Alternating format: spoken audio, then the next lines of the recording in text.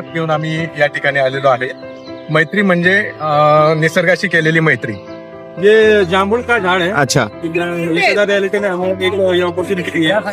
त्या निमित्ताने आम्ही ट्री प्लांटेशनचा प्रोग्राम अरेंज केला आहे.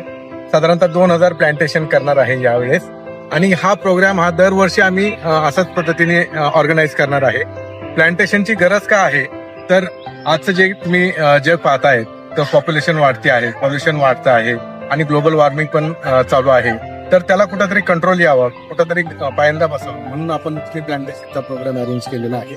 आणि हा प्रोग्राम फक्त प्लांटेशन करणार नाही आम्ही तर त्याचं संगोपन संवर्धन करणार आहे.